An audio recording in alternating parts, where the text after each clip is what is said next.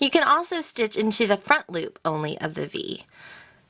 To do this, you just stitch into the front loop instead of the back loop. So we're just picking up the front loop of this V and then make the, oops, I forgot to wrap. Always remember to wrap when you're doing the double crochet. Into the front loop of the V, finish your double crochet,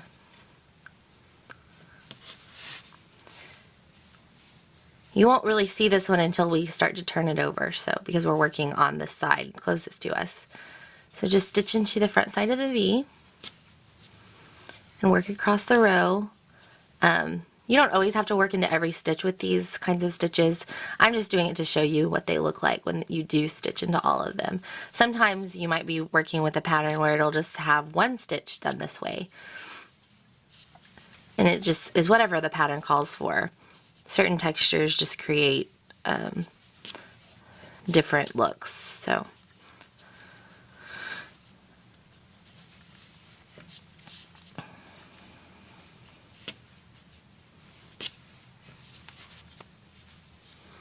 Okay, this is the next to last stitch on the row under the front of the V. And then to do to stitch into the turning chain on these, we're just going to stitch into the front side of the V of the third stitch of the turning chain. So 1, 2, 3, it's right here. And we're just going to stitch into this front side of the V. And there you go, there's your row is finished. See, we can't see anything on this side because this is the side we stitched into, but when we turn it over, you can see the little ridge from the back loops that we skipped. So let's look at some fabric made with the stitch into the front loop. This is what it looks like if you were to stitch into the front loop on every side of every stitch. It's not as bumpy as stitching into the back loop. It's a very flat texture, but you can see the little loops that we skipped. So it makes just an interesting looking texture. It's not as pronounced as stitching into the back loop of every row,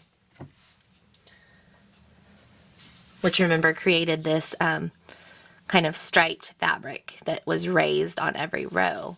This one's just much more flat, much more subtle than stitching into the back loop of every row.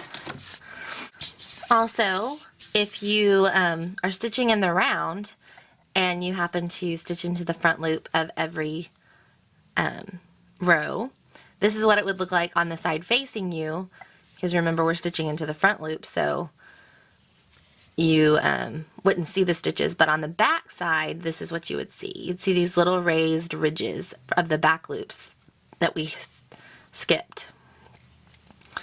You can kind of see those there. And this is again as if you're stitching in the round, or you're making a long scarf that's horizontal and you're doing each row in the back loop or in the front loop. So these are what it looks like if you are stitching on one side of the fabric. This is the front where you're stitching into the front loop, and then this is the back. And then this is what it looks like if you stitch on every stitch in the front loop and on every row. Very much more subtle than this.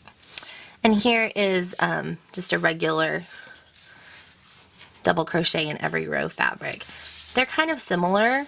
I actually think this one looks a little bit more pretty. There's a lot more interest with the texture than with this normal. And this one actually lays a little bit flatter too.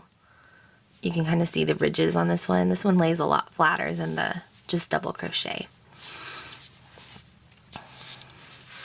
So that gives you some options for if you're choosing to work with texture with stitching into the front loop.